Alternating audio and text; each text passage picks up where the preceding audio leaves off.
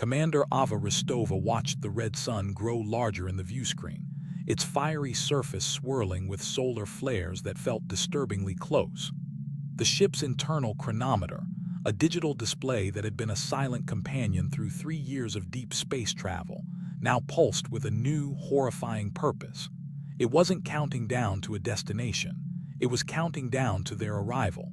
The arrival of the Xylos 7 consciousness. "Don, how long?" she asked, her voice a low rasp. Her co-pilot, Don, stared blankly at the navigational charts.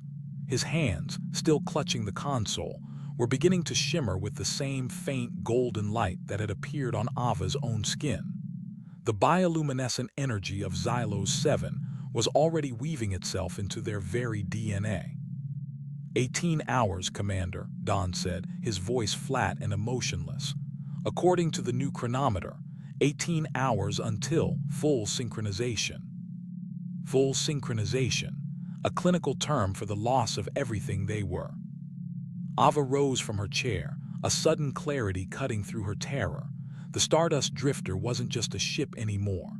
The very metal of its hull felt like an extension of the planet's will, its circuits and wires humming with a borrowed, alien life. This wasn't a journey, it was a birth. The planet Xylos 7 had used them as a vector, a means to send a part of itself across the stars to a new home. But a new home for what? A new colony of golden grass and obsidian spires. Ava moved to the comm station. She had to try. She had to send a warning, a final message to her fleet, to humanity. She started to speak, her words trembling with urgency, but the comms unit simply hummed back at her, a low, resonant note that sounded like a lullaby. "It knows," Dawn whispered, as if reading her thoughts. "It knows what you're trying to do. It's a part of us now, Commander. We can't fight it. It's in our thoughts. It's in our blood." A wave of dizziness washed over Ava. She saw flashes of green and gold behind her eyes. The scent of Xylos 7's strange, sweet air filled her lungs. She saw herself, not as Ava Rostova, but as a single blade of golden grass on a windswept plain, part of a greater whole, connected to everything. The feeling was intoxicating, a sense of peace and belonging she had never known. But a stubborn part of her, a core of hard-won identity, rebelled. She gripped the comm station, her knuckles turning white. "I am Ava Rostova," she said, her voice shaking. "I am not the grass, I am not the air." Suddenly, the chronometer started to flicker. The numbers jumped, skipping from hours to minutes, then to seconds. The countdown was accelerating. The feeling of peaceful surrender was replaced by a jolt of panic. The new consciousness, the entity of Xylos 7, was impatient. Just then, a new signal burst onto the viewscreen, overriding all other visuals. It was a projection, a face. An old man, his eyes wide with a combination of terror and relief.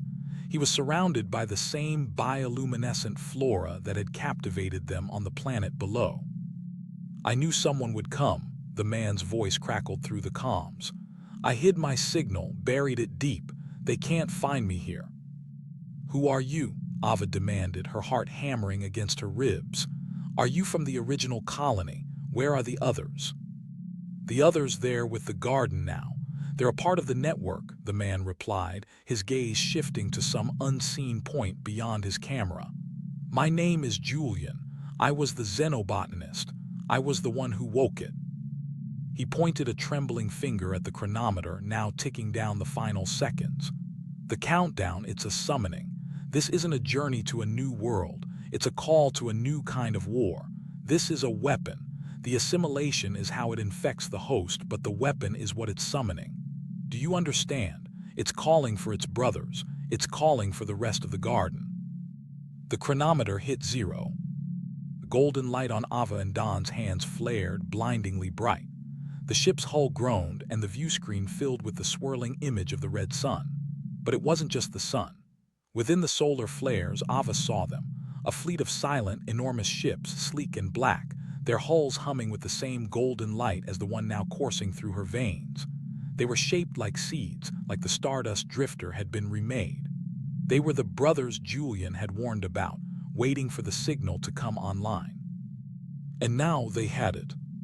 The projection of Julian flickered, and a single, final message appeared on the screen, a line of text scrawled in a frantic hand. "The seeds have been sown."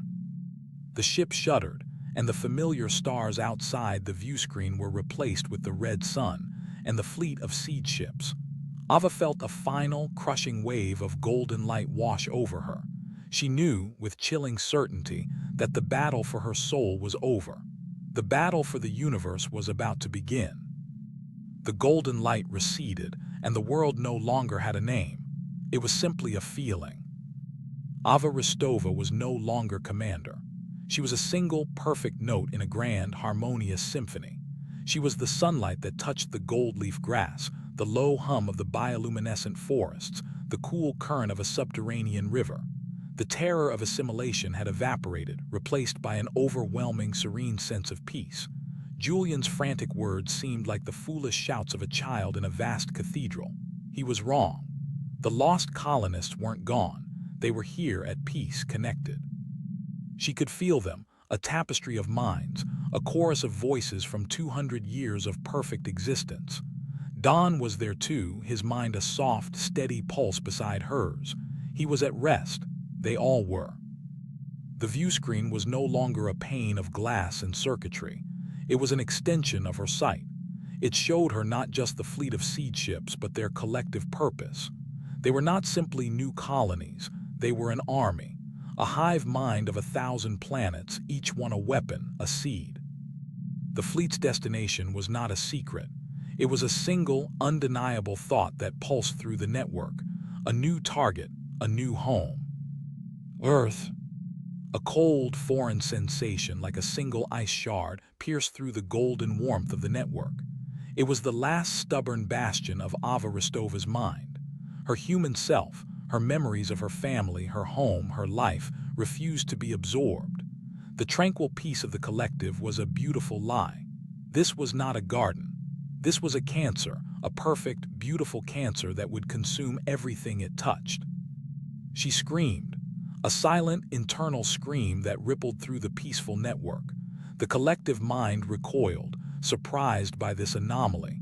The peaceful hum changed, becoming a low, concerned thrum.